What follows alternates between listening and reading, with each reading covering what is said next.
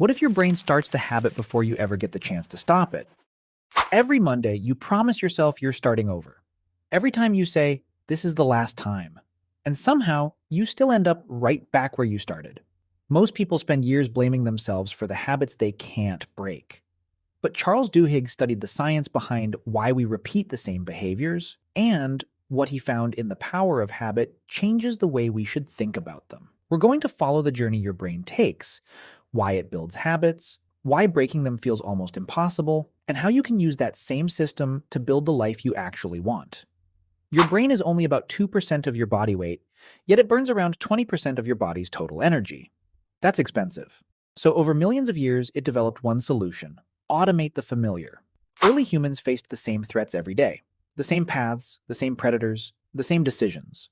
The brain learned to stop wasting energy on what it already knew. That saved its resources for what was new. And the brains that did this best were the ones that survived. That's the brain you inherited.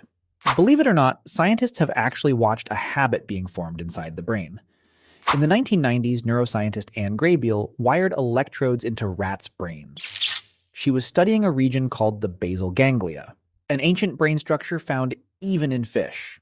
Then she placed the rats inside a T-shaped maze, with chocolate waiting at the end.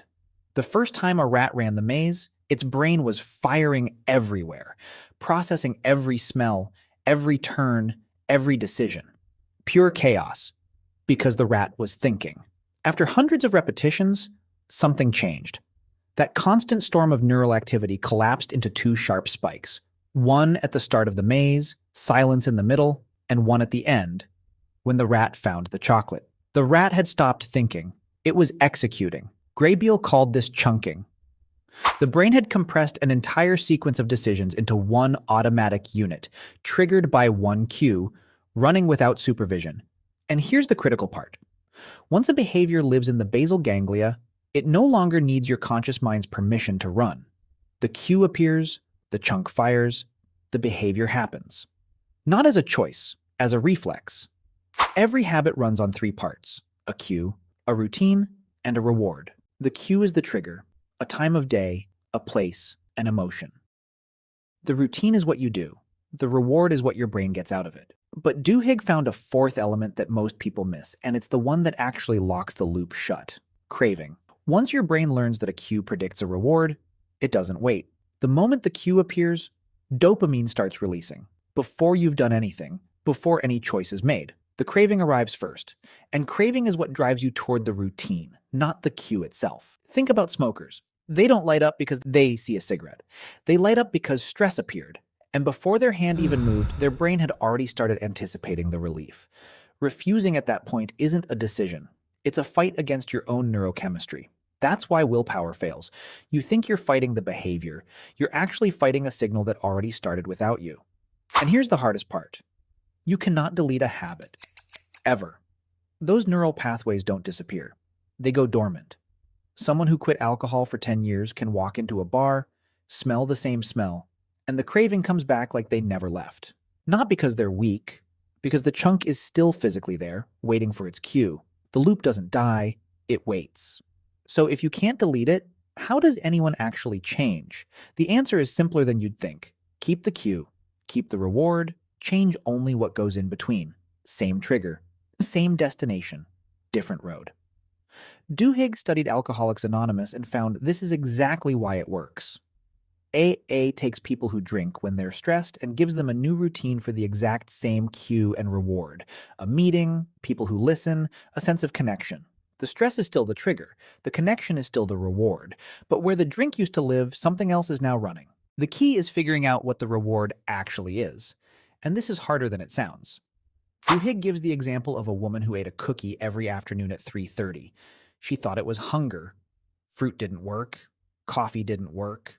So she started testing, walked around the building instead, sat with a colleague for 10 minutes. Eventually, it became clear. It was never about food. The reward was social. Once she knew that, replacing the routine was simple. One more thing makes this stick.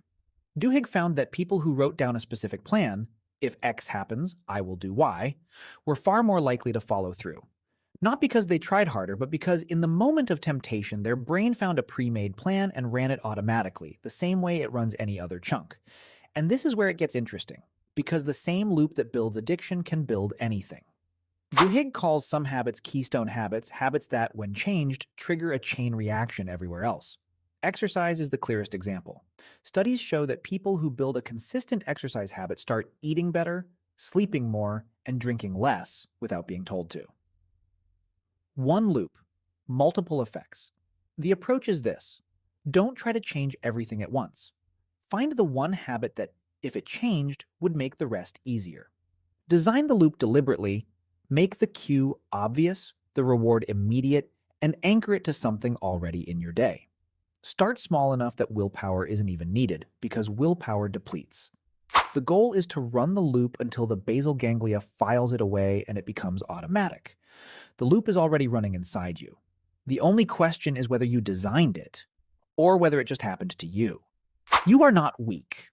You are running a system built over millions of years to be efficient, automatic, and nearly impossible to stop by force alone. The old loops don't disappear. But now you know what they're made of. You know which part you can change, and you know how to build new ones that work for you instead of against you. If this video helped, subscribe, because there's a lot more happening inside your mind than you realize.